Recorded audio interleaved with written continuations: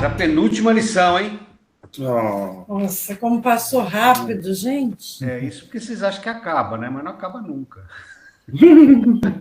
A palavra de Deus, ela é revelada e ela é um tesouro que tem que ser escavado e descoberto a cada dia. Ele nunca acaba de trazer mistérios, de trazer revelação, de trazer coisa nova. Acaba os fundamentos, mas aí tem os odres novos, os odres novos 2, tem muita coisa para estudar, e fora a própria Bíblia, né? Que conforme a gente garimpa nela, mais coisas a gente descobre. Mas o assunto de hoje, ele é muito, muito importante e ele é muito fundamental para a nossa estrutura básica e para a nossa orientação sobre os nossos relacionamentos. Assim, quando a gente fala de autoridade, há uma situação assim de imediato, ainda mais nessa geração, de repulsa. Ninguém respeita mais ninguém. O professor não é mais autoridade, o policial não é mais autoridade, os pais não são mais autoridades. A sociedade destruiu o conceito de autoridade e aí passou a valer o conceito de poder. Quem tem poder manda, quem não tem poder obedece. E o poder é uma relação de chefe e empregado. É assim, ou você me obedece e ganha o seu quinhão, ou você vai ser mandado embora e pode fazer o que você quiser. E quando Deus fala de autoridade, ele não fala dessa relação de domínio e controle. Ao contrário, quando existe essa relação de domínio e controle, ele compara isso a um pecado de feitiçaria. Então, assim, por exemplo, eu já vi igrejas, já vi líderes, já vi situação assim: você tem que me obedecer porque a Bíblia diz que eu sou autoridade, você tem que me obedecer, senão você vai para o inferno. Isso é domínio e controle. Isso é exercer uma magia, um encantamento sobre uma espécie de lavagem cerebral.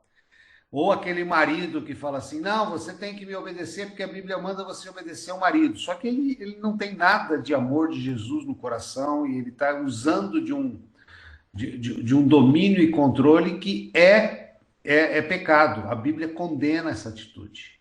Então, assim, há muitas distorções sobre o conceito de autoridade. Porque, na verdade, o poder não necessariamente traz autoridade. O cara pode ter poder, ele é o chefe, ele manda. Mas não significa que ele tem autoridade, porque nas costas todo mundo fala mal dele. Então ele só é o cargo, mas ele mesmo não é nada. E as pessoas confundem muitas vezes o cargo com a função. Então, eu conheci um cara, ele foi político e ele num determinado governo, ele foi chamado para ser presidente de um banco estatal. E ele mesmo conta que quando ele foi mencionado na imprensa para ser o provável presidente daquele banco, ele falou assim que todos os tapetes são colocados na frente dele. Ele vira um deus. Ele chegou ao ponto de alugar uma caminhonete para carregar os presentes de aniversário que ele ganhou. Tamanha bajulação que ele recebeu no dia do aniversário. Mas quando o jornal começou a publicar que ele ia cair, nem o ascensorista do prédio cumprimentava mais ele. E ele conta isso de uma forma muito interessante, porque ele fala assim: toda essa reverência, toda essa bajulação não é para a pessoa, mas é para o cargo. Porque na hora que ele deixa o cargo, toda essa bajulação se volta para quem entrou no cargo dele. Então, assim, se a pessoa achar que ela é o poderoso, ela provavelmente vai entrar numa tremenda frustração e depressão logo em seguida. Porque ela sai do topo do mundo para o fundo do poço. E é maluco isso. Às vezes a pessoa tem um cargo dentro de uma empresa e ela se acha o chefe, ela se acha o dono do pedaço, até o dia que ela é mandada embora. E aí ela descobre que ela não era nada e que mesmo aquela empresa da qual às vezes ela até idolatrava, a ignora. Há muitos anos atrás, um gerente de banco era um cara bajulado, porque ele tinha o poder da decisão de liberar ou não empréstimos, de liberar ou não dinheiro. Hoje, gerente de banco é um vendedor de seguro, mas antigamente eles tinham autoridade. E eu conheci um cara que ele era gerente e ele todo fim de semana tinha festa, tinha churrasco para ir, tinha pessoas que o convidavam para eventos, e ele achava que ele tinha um mundo de amigos, até o dia que ele perdeu o emprego de gerente. E aí ele descobriu que ele não tinha amigos. Ninguém mais chamava ele para os churrascos, ninguém mais o convidava para nada. Então, assim, é uma dupla decepção, porque o cara perde o emprego, perde o poder e perde o círculo de amigos que ele achava que tinha. Então, assim, é importante a gente entender isso, porque ter autoridade e não estar amarrado ao poder. Porque o poder é esse do cargo. As pessoas vão sempre gostar daquele que está no cargo, e não da pessoa, mas do cargo. E a pessoa vai achar que é ela quando não é ela, é apenas o cargo que ela está exercendo temporariamente. Agora, a autoridade não, a autoridade é influência. A autoridade, ela vem revestida de um manto de graça, de um manto de unção. E ela é reconhecida, ela não é imposta, ela não é autoafirmada, ela é notada. E no mundo espiritual acontece a mesma coisa. Tem uma história de um satanista, de um ex-satanista, que ele conta, que eles gostavam de ir nas igrejas para bagunçar o coreto, principalmente as pentecostais. Porque aí, assim, o propósito era seduzir os crentes, tentar seduzir as menininhas. Eles tinham um propósito de pecado, e um dos desafios deles, como eles achavam que eles tinham todo o poder do mundo, porque eram satanistas daquele escalão de beber sangue humano, eles entravam na igreja para fazer tortura mesmo. E uma determinada igreja que ele foi, tinha mais de 500 pessoas, o pastor teve o discernimento. O pastor chegou uma hora, pegou o microfone e falou assim: ó, fecha os portões da igreja, porque existem satanistas no nosso meio e nós vamos orar e ungir com óleo todo mundo na igreja.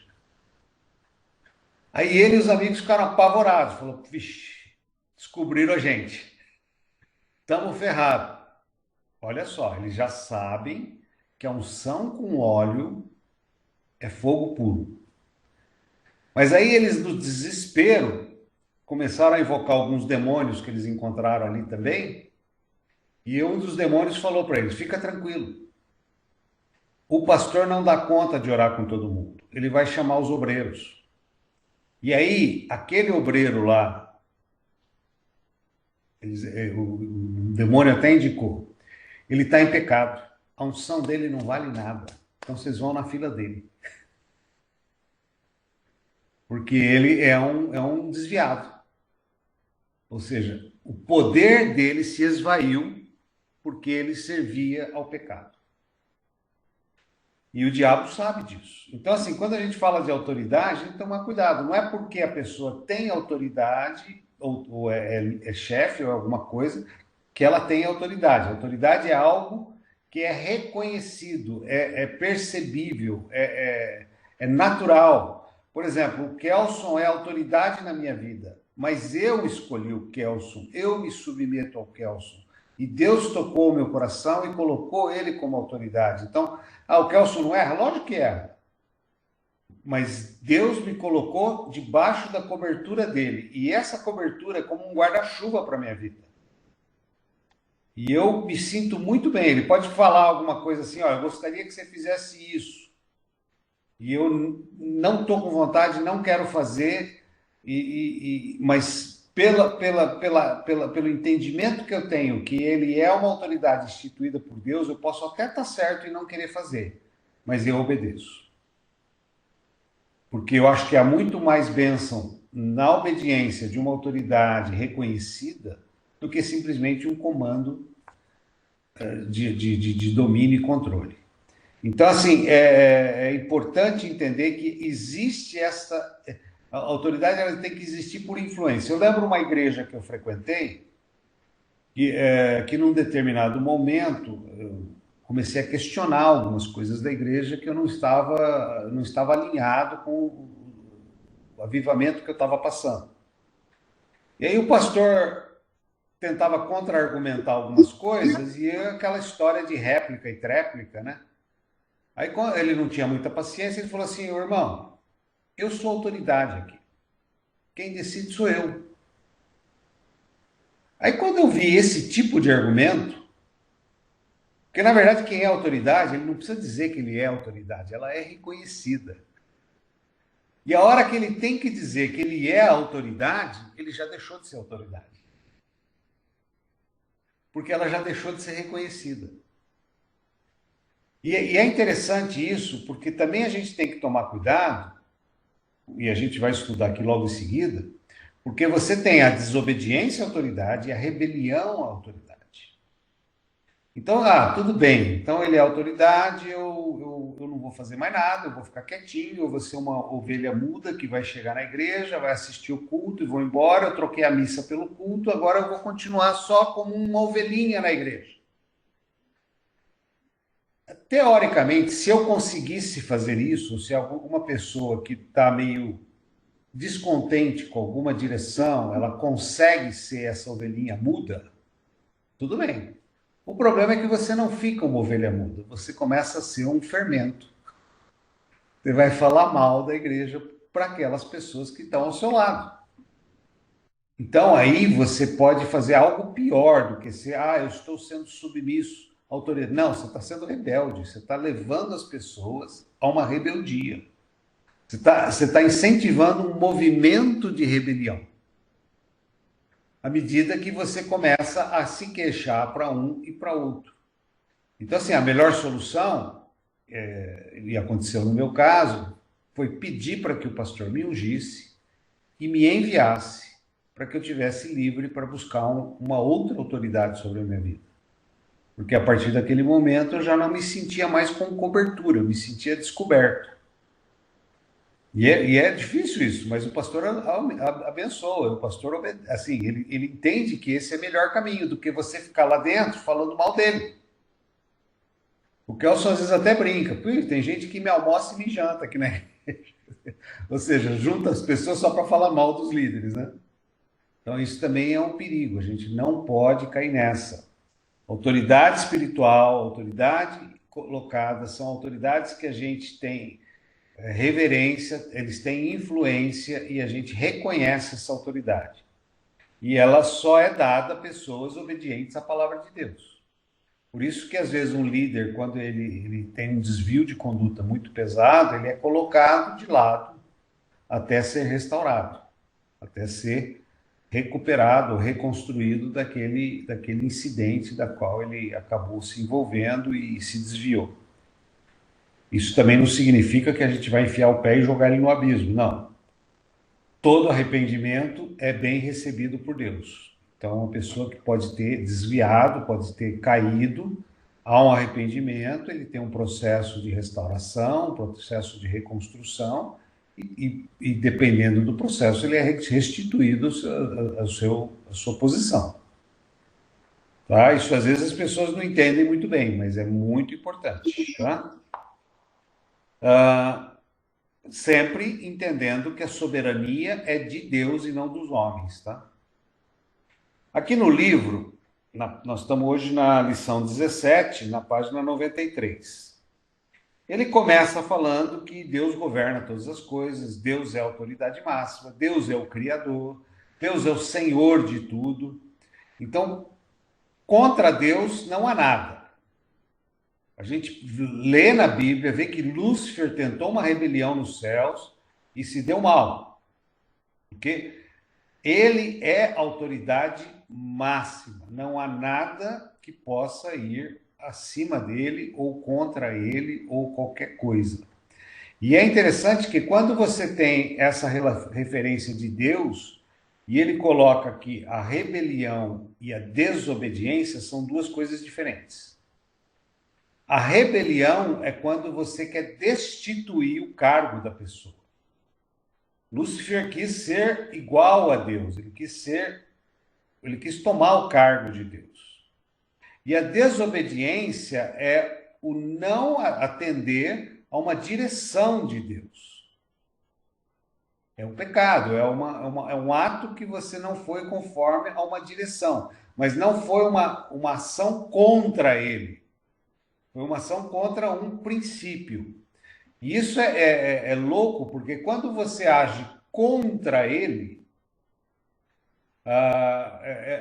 o filho de Davi tentou matar o pai para pegar o trono. Isso é uma rebelião. Isso é uma rebelião. E o filho acabou morrendo. Porque é um ato na Bíblia, pelo menos assim, quando há o pecado de Lúcifer, Lúcifer e um terço dos anjos que tentaram se rebelar, que formaram o exército de Lúcifer, todos foram condenados. Todos foram jogados ao abismo. E no caso de Adão, que não houve uma rebelião, houve uma desobediência a um mandamento. Adão, ele não foi jogado no inferno. Adão foi tirado do jardim e foi sacrificado um animal para cobrir o pecado de Adão. Lógico, Adão teve consequências no corpo físico, na alma e no espírito, imediatamente após o pecado. Mas a Adão foi feito algo que não foi feito para Lúcifer. A Adão foi dado uma segunda chance. Os demônios e o Satanás, eles não podem se arrepender. Eles perderam o livre-arbítrio. Eles não podem voltar a ser bonzinhos. Eles não podem dizer, não, eu mudei de opinião. Nem eles e nem os anjos que ficaram. As consequências da rebelião nos céus fez com que os 2/3 de anjos que ficaram nos céus ficassem eternamente anjos e não mais livres, porque o que dá a entender é que Lúcifer, o anjo de luz, ele tinha o livre-arbítrio. E quando ele se rebelou, ele foi condenado à prisão perpétua, ao inferno, e Deus removeu, por causa disso, todo o livre-arbítrio do céu. Agora é curioso, porque se a gente olhar para a eternidade, e nós vamos morrer fisicamente, mas nosso espírito e alma, para aqueles que têm Jesus, vai para o céu, e para quem não tem Jesus, vai para o inferno, porque negar Jesus, maldizer Jesus, também é pecado de rebelião. Então, assim, os que têm Jesus vão para o céu, e quando a gente for para o céu, nós também não vamos ter mais livre-arbítrio. Uma vez que eu fui salvo e fui para o céu, eu também não vou falar assim um dia, não, hoje eu vou aprontar uma maldade. No céu não vai ter espaço para isso. E no inferno também não vai ter espaço para falar, não, hoje eu vou ser bonzinho. Então, assim, é doido isso, porque a nossa mente não atinge essa dimensão maluca de eternidade na graça e de eternidade no inferno.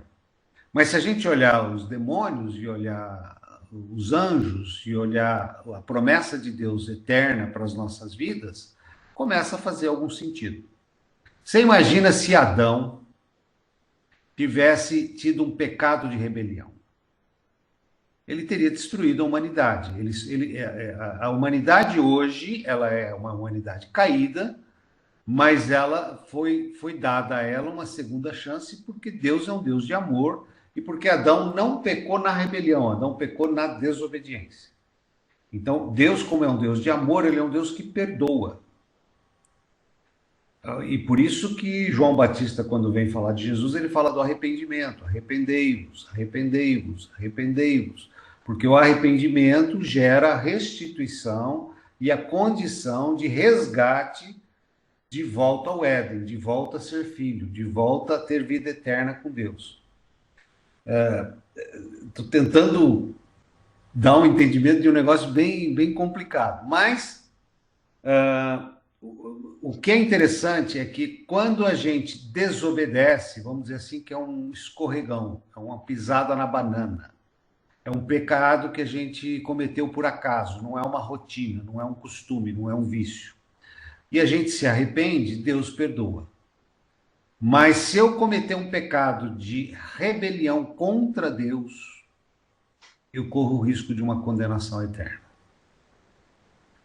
Esse é um peso. Por exemplo, Saul, o rei Saul, ele quando ele cometeu o pecado dele se olha e fala, poxa, foi menor do que o de Davi. Ele foi lá no templo e comeu os pães do santo lugar. E fez alguns rituais que ele não era sacerdote, ele não poderia ter feito. Mas o pecado de Saul foi contra Deus. Ele se achou no direito de ser Deus, quase que parecido com Satanás, vamos dizer assim. Ele agiu como se ele tivesse toda a autoridade do mundo de entrar no tabernáculo e fazer os rituais e agir como se ele, como rei, pudesse ter a mesma autoridade de Deus.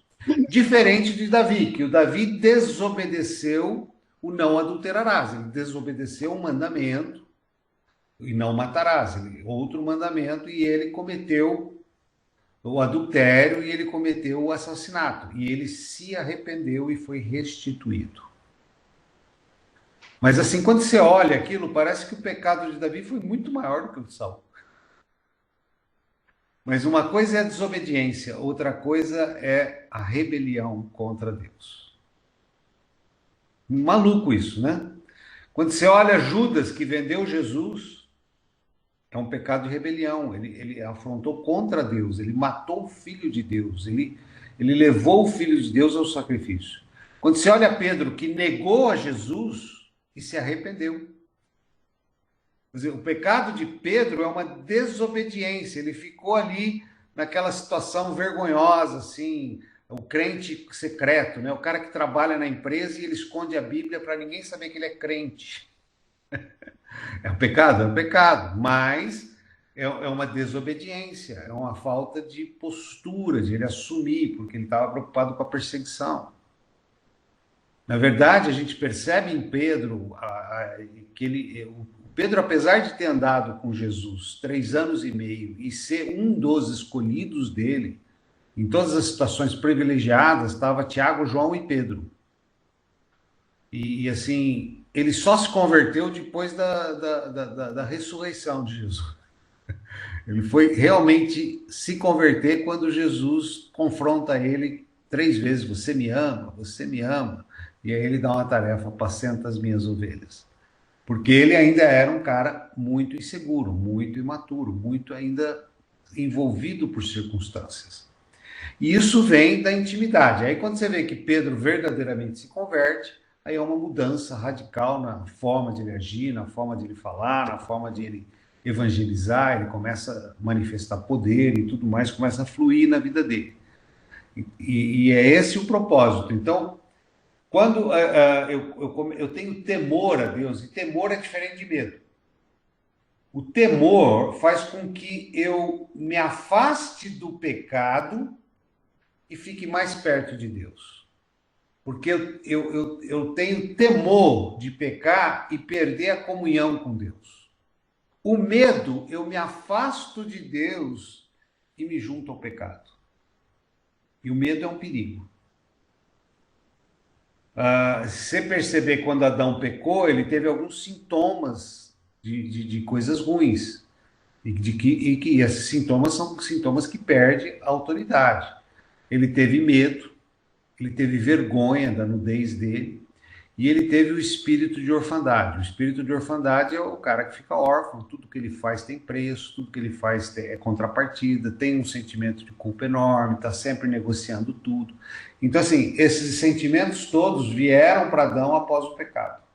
E Jesus veio para nos devolver a segurança, nos devolver a autoridade, nos devolver a intimidade que foi perdida em Adão. É o resgate dessa relação. Então, assim, uma autoridade de Deus é uma autoridade instituída, que está dentro desse propósito da restituição.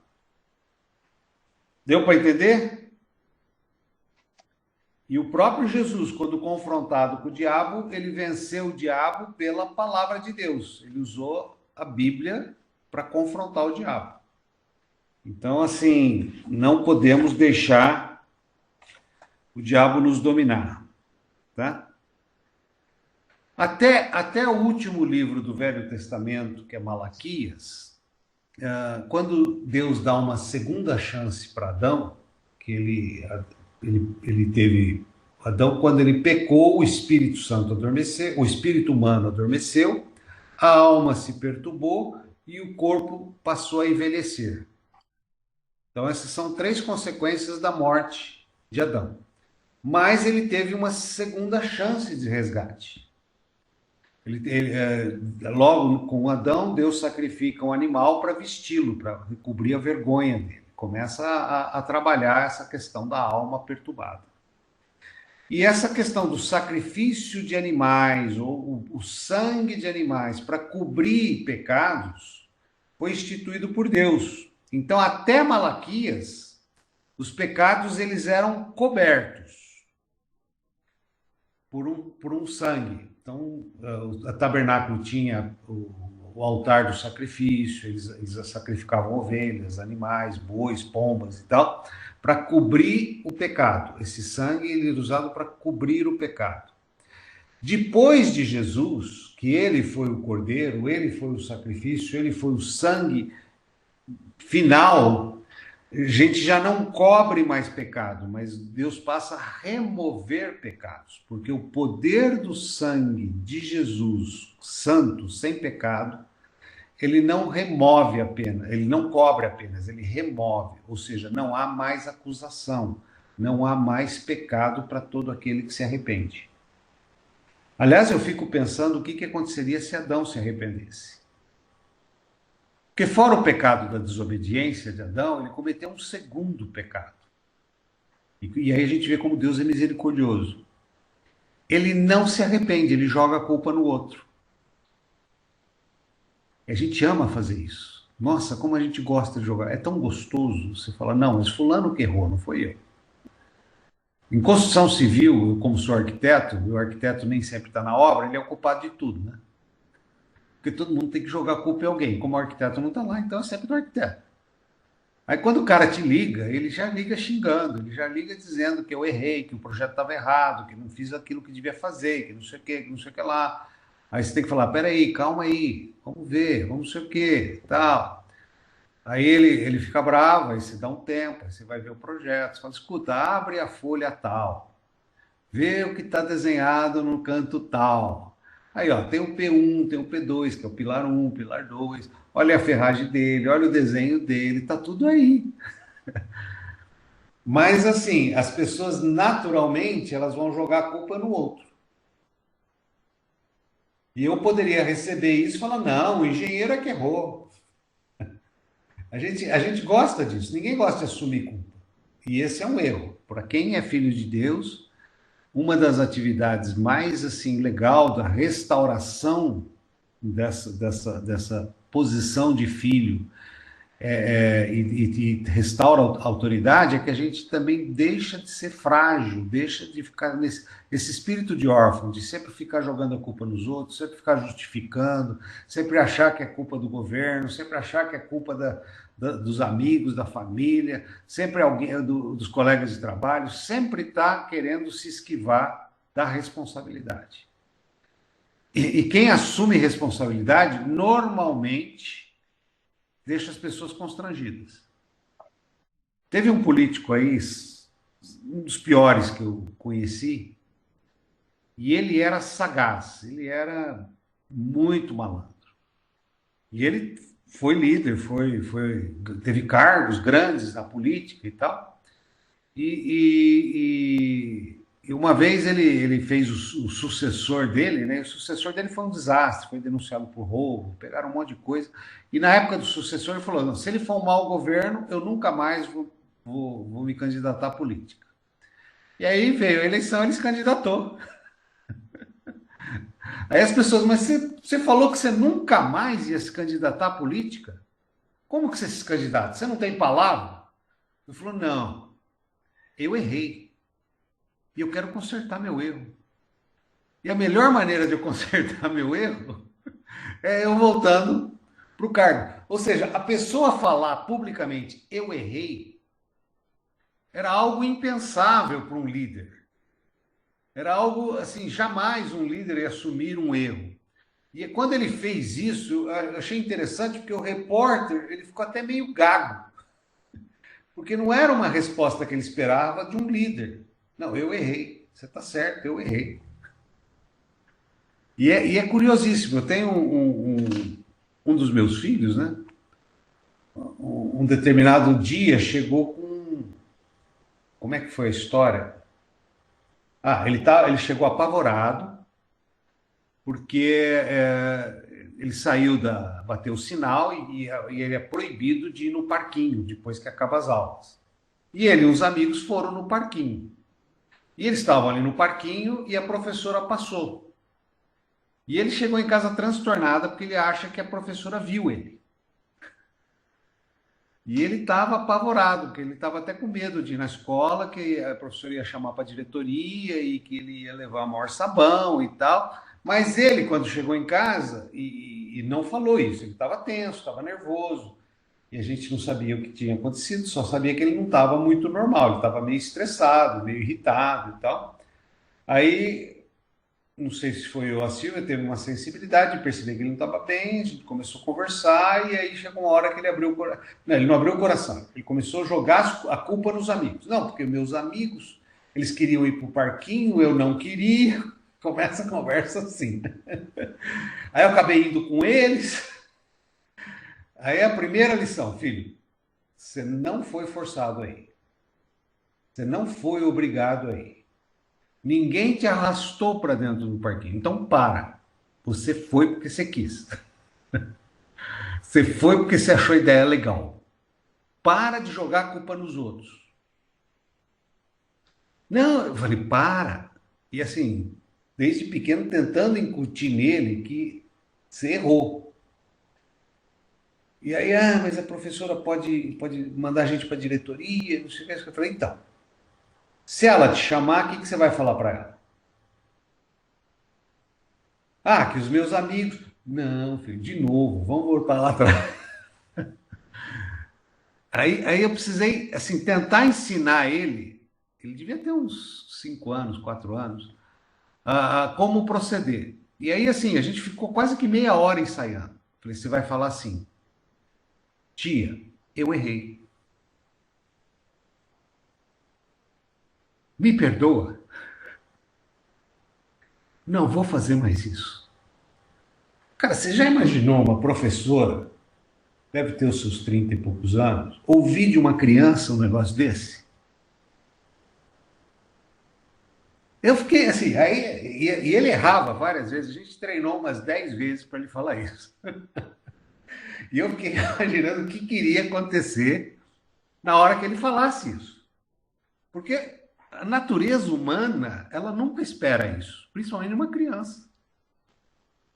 Falar, eu errei, me perdoe, eu não vou fazer mais isso. Provavelmente até o castigo você vai amenizar, porque é muita maturidade. Mas assim, o que foi interessante é que logo depois desse ensaio, dessas conversas, aquele menino que chegou nervoso, tenso, mudou da água para o vinho. Começou a brincar, pular, ficou bem, dormiu bem à noite. No dia seguinte de manhã eu falei, vamos ensaiar mais uma vez. E aí quando ele saiu da escola eu estava curiosíssimo, né? Eu falei, putz, o que aconteceu? Como é que a professora reagiu? Será que deu castigo? Será que não deu castigo? Aí ele chegou e falou, e aí, o que deu? Ah, eu acho que ela não viu. Falei, pô, estragou toda a minha tese. Que ela não falou nada. Então, mas assim, o que eu estou usando tudo isso é para mostrar que às vezes a gente busca um caminho e esse caminho não é o caminho adequado de relacionamento, de submissão, de órfão. O caminho adequado é o caminho da verdade, é o caminho da ação correta. E essa ação, mesmo quando a gente erra, restitui em nós a autoridade. ela devolve para nós algo que as pessoas não esperam. Amém? Amém. Então isso aí nada mais é do que a gente trazer o senhorio de Cristo em nós. Tem um trecho na Bíblia que fala: eu nele, ele em mim. Então, quando a gente começa a ter esse caráter de Jesus em nós, a gente vai surpreender o mundo. Às vezes o mundo vai até nos odiar, porque o mundo odiou Jesus, né? E a gente, como crente, às vezes percebe que há uma certa perseguição. Mas a gente constrange o mundo, e por isso que eles perseguem, porque a gente mostra a luz aonde eles querem ficar escondidinho. A gente traz às claras aquilo que está oculto. Ó, lê para mim Filipenses 2:10 no final da página 94.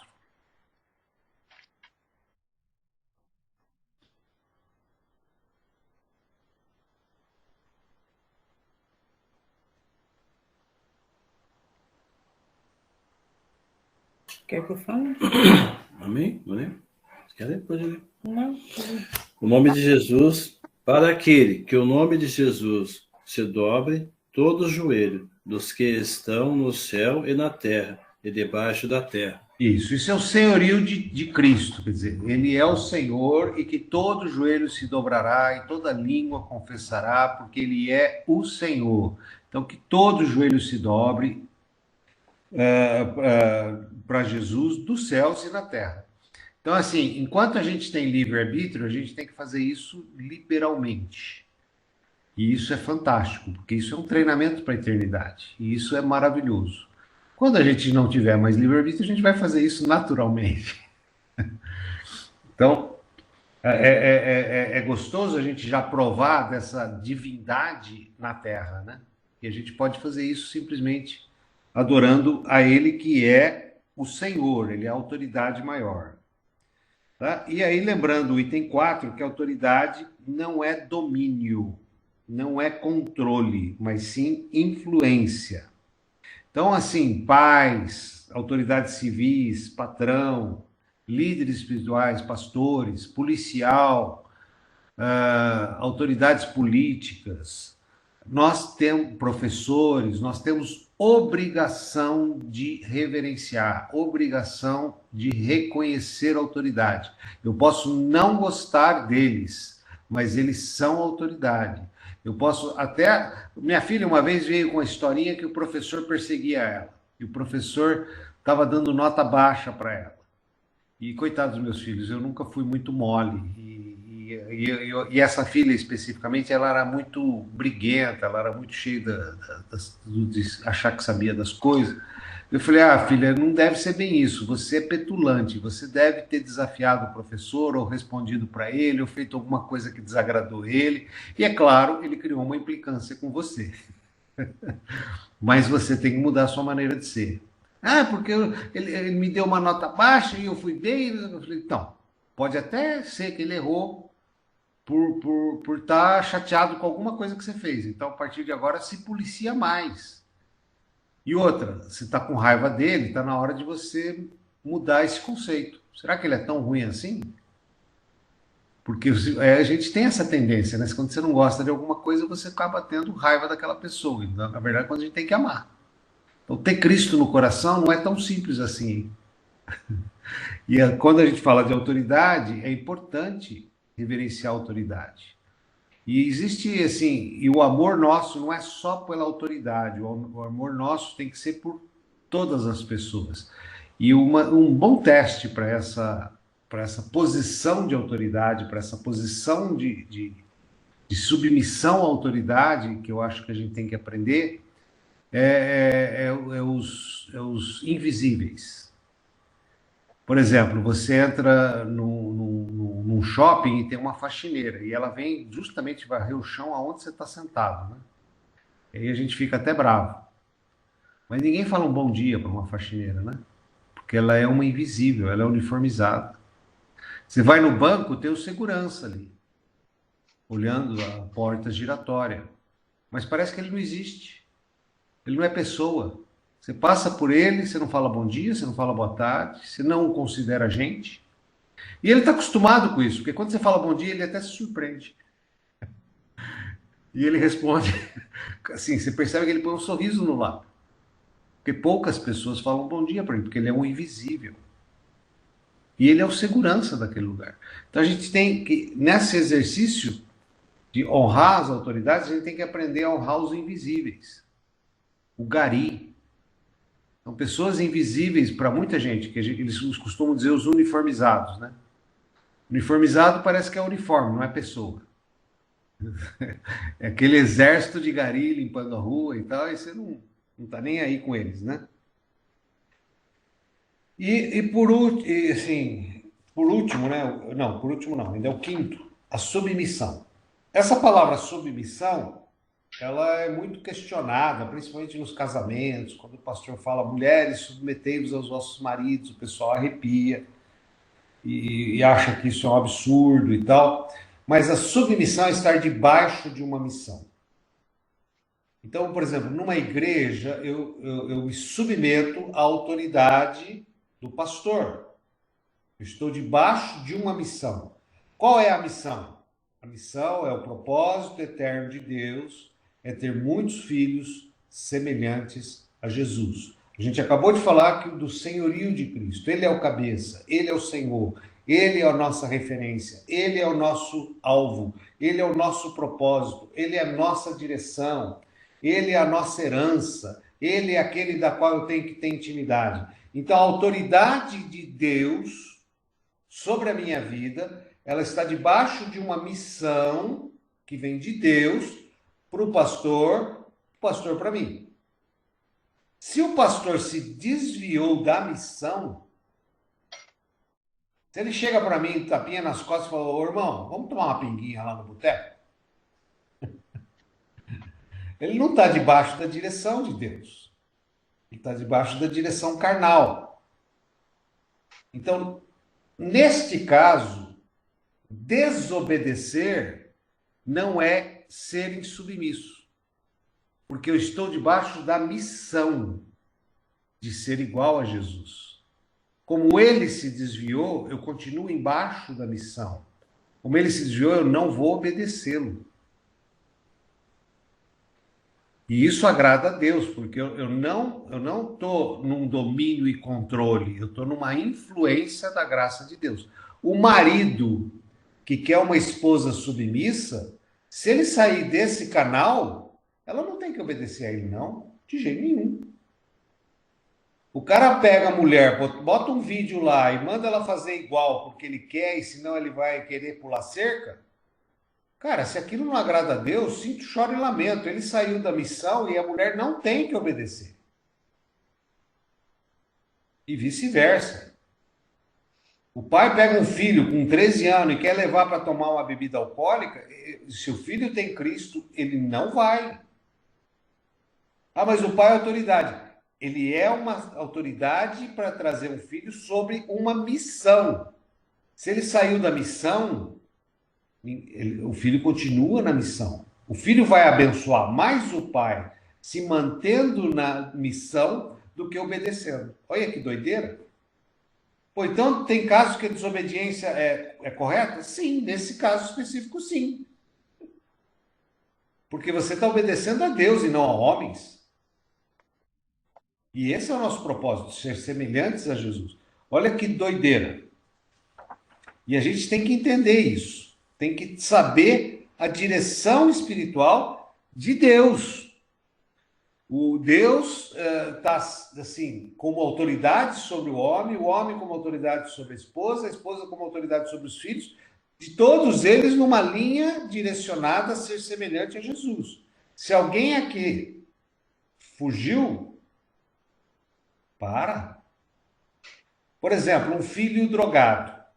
Até que ponto ele tem que ser amado e perdoado? Você sabe que tem um momento que ele vira tóxico, né? Ele pode gerar separação do casal, ele pode destruir a casa, ele pode gerar falência financeira. Então, assim, nós temos que amar sim, mas tem uma hora que ele vira o filho pródigo. E o pai só ora. O pai só espera em Deus. E ele tem que cair em si no mundo para voltar. Não é ir buscar, meu filho está na sarjeta, eu vou buscar, eu vou socorrer. Não. Tem uma hora que se você continuar nesse ciclo, você pode ter um problema tóxico dentro de casa. Pode trazer complicações, envenenamento, né? Uma toxina. Então tem uma hora que a gente tem que discernir, porque a missão está sendo destruída por uma situação dessa. O alinhamento com o propósito de Deus está sendo destruído por uma ação dessa. Então aí a gente tem que orar mais, pedir mais. Tem coisas que às vezes eu sou questionado de problemas de irmãos e tudo mais, às vezes até problemas pessoais, que eu não sei o que fazer. Mas uma coisa eu sei. Eu vou orar até o fim da minha vida, e ainda que Deus faça depois que eu morrer, eu vou continuar acreditando que Deus pode fazer. Eu posso morrer sem ver, mas eu não vou desistir. Eu não vou desistir. Eu vou orar até o fim da minha vida. E eu sei que Deus pode fazer. E eu já vi Deus fazer de pessoas, filhos perdidos que se converteram, de pessoas que, depois que morreram, os filhos se converteram. Não chegaram a ver, mas também nunca desistiram. Amém? Então, assim, essa direção espiritual é muito importante. Por exemplo, os filhos, eles não são feitos para nos servir, eles são feitos para fazerem o melhor para Deus e não para os pais. Às vezes a gente acha que tem que nos servir, né? Não, mas é para Deus. Outra coisa que eu queria falar são os companheiros de julgo. São pessoas que a gente anda junto. Isso é muito importante. Fora a autoridade na minha vida, e autoridade é uma coisa assim que todo mundo tem que ter. Um homem, uma mulher, um ser humano, sem alguém que seja autoridade sobre a vida dele, está perdido. Porque o coração do homem é enganoso, o coração do homem é falho, e se ele não tem autoridade, ele tem problemas. Por exemplo, eu conheço pessoas que são líderes de mais de 40 mil igrejas. E aí? Quem é a autoridade sobre ela?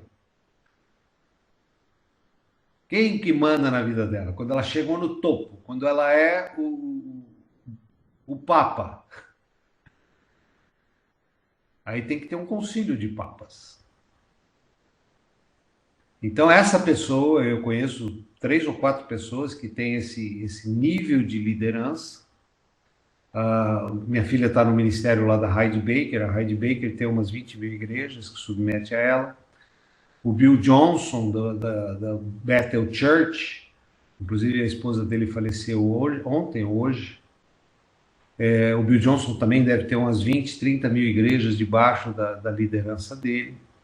O Randy Clark, que é um ministério de cura e que move milhares e milhares de pessoas em cura, também tem muitas igrejas debaixo do comando dele. O Reinhard Bonk, aquele cara que é evangelista, que agora esqueci o nome do substituto dele, que evangelizou até 1 milhão de pessoas na Nigéria e tal, também tem centenas e milhares de igrejas que ele coordena. Então, essa liderança toda se une, parece que são 7 líderes. O Leif Hatley, que é um líder que tem mais de 1 milhão de muçulmanos na Ásia que se converteram através dele. Essas pessoas se reúnem e se submetem umas às outras. Então, assim, a Heidi responde ao Bill Johnson, que responde ao Randy Clark, que responde ao Reinhard Bonk. Quer dizer, eles mesmos criaram um círculo de submissão e reconhecimento de autoridade sobre eles.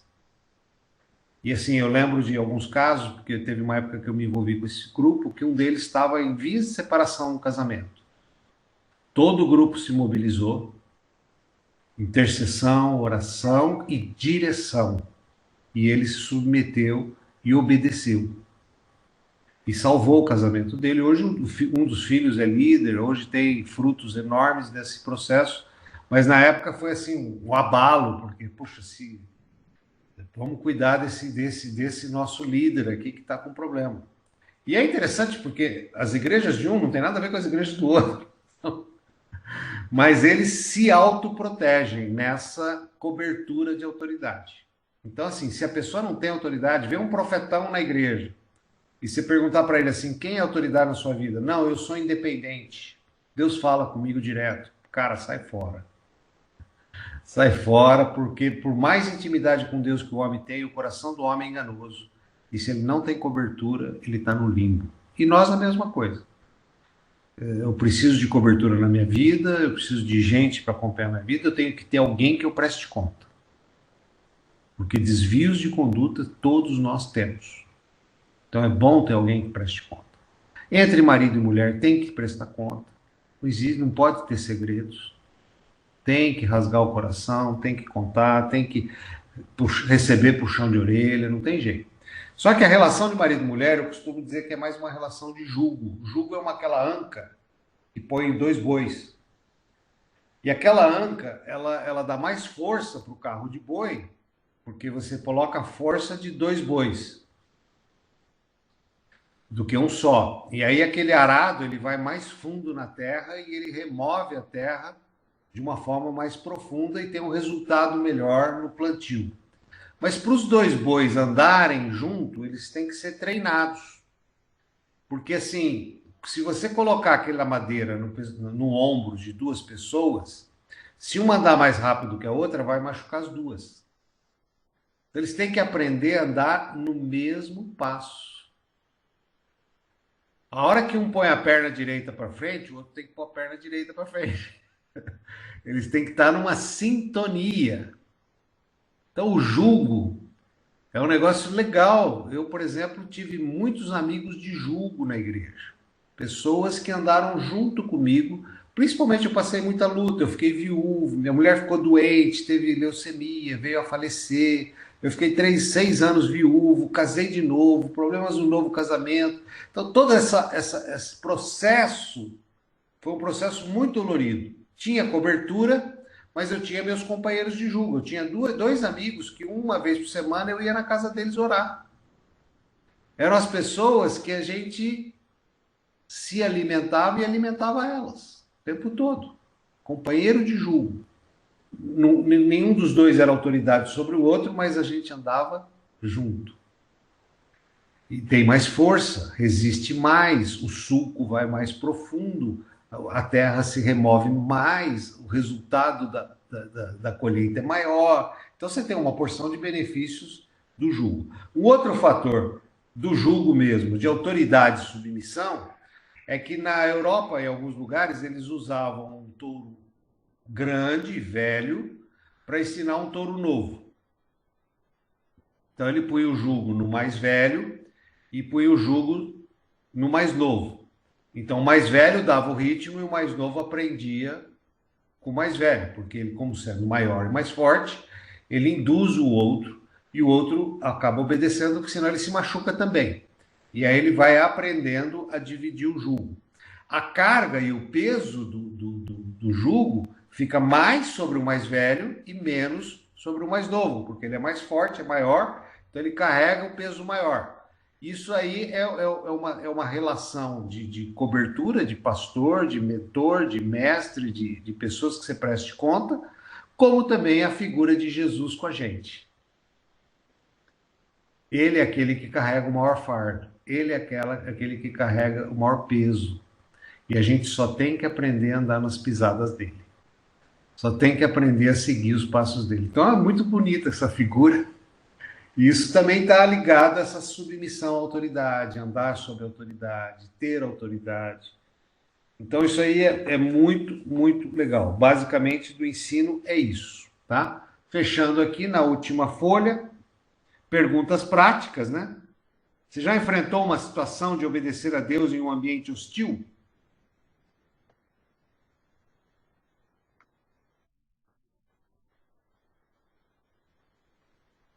Um ambiente difícil? Uma parada gay?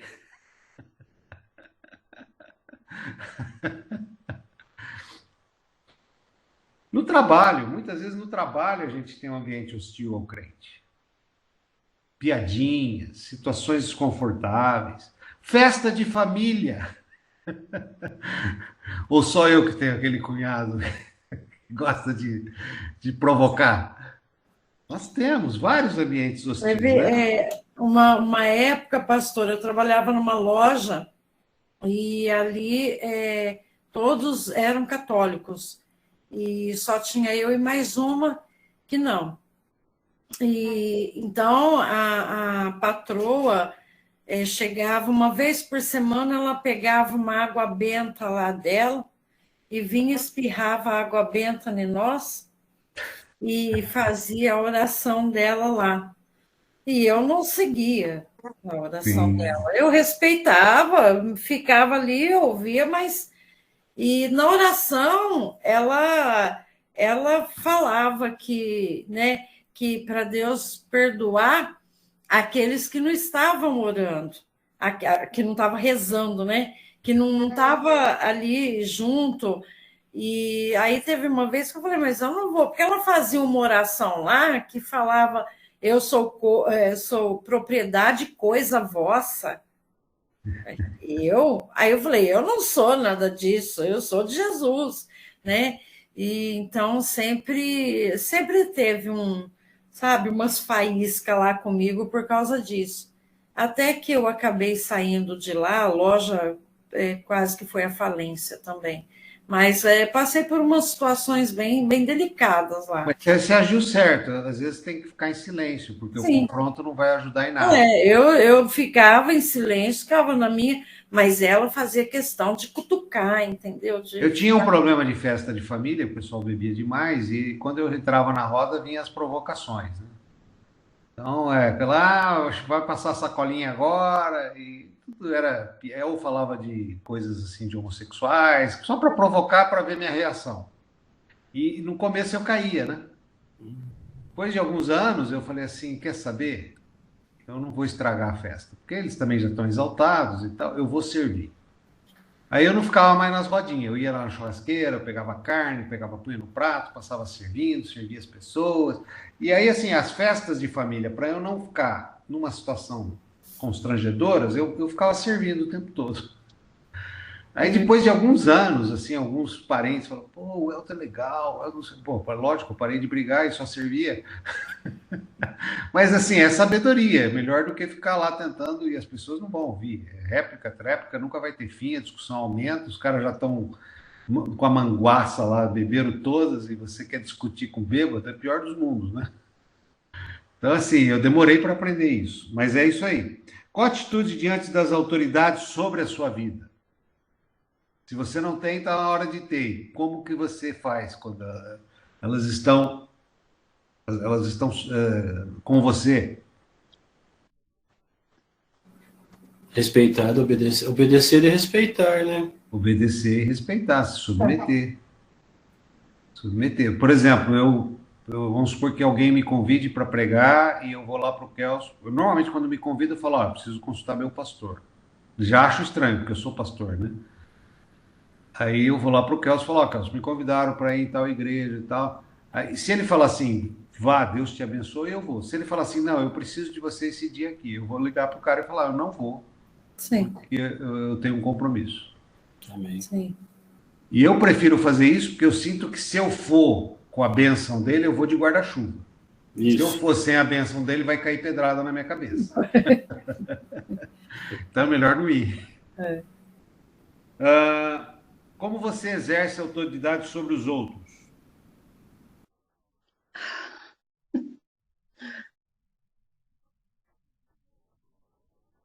É difícil, né? Porque Servindo, né? Servindo. Servindo. Servindo.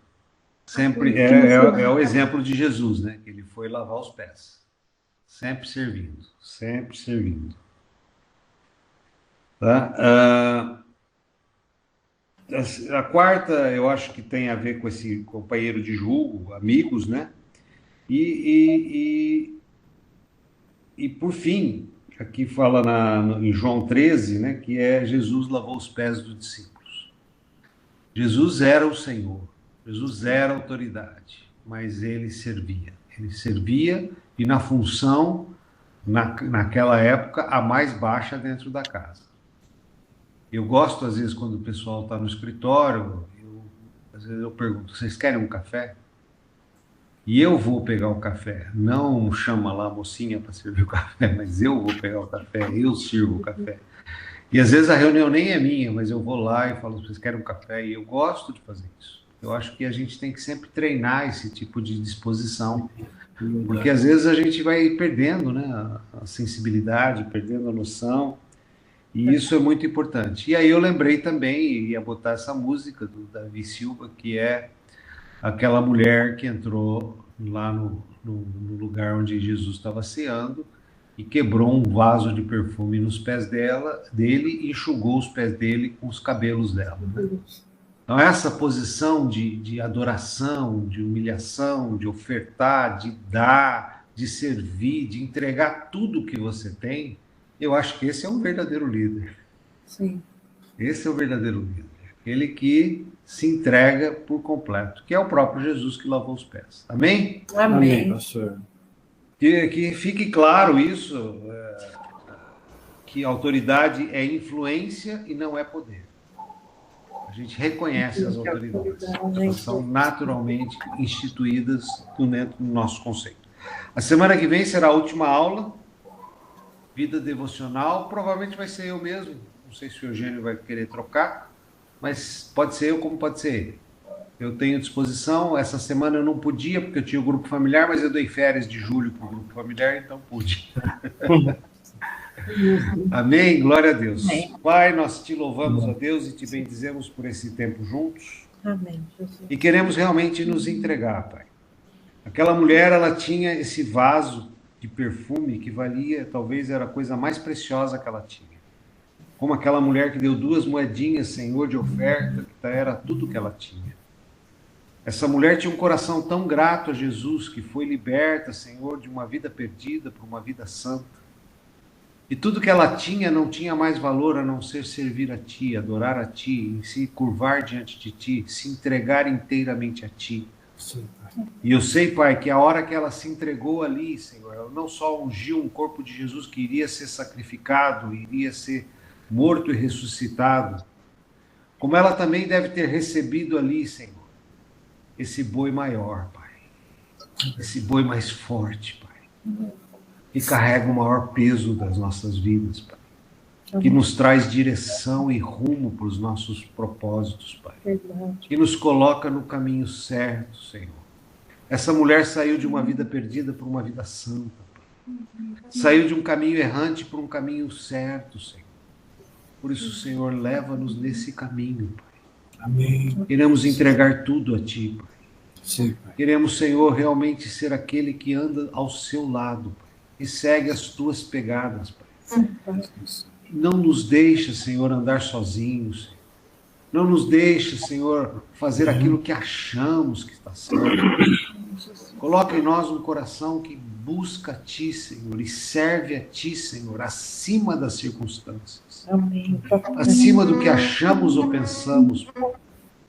E sabemos que, Senhor, desse trabalho que o Senhor assume a maior carga, vai gerar uma terra areada, Pai, uma terra que a semente vai produzir mais frutos, Senhor. Porque não serão do nosso esforço, mas será da Tua graça e do Teu poder. Abençoa cada um de nós nessa noite, Pai. Em nome de Jesus. Amém. Amém.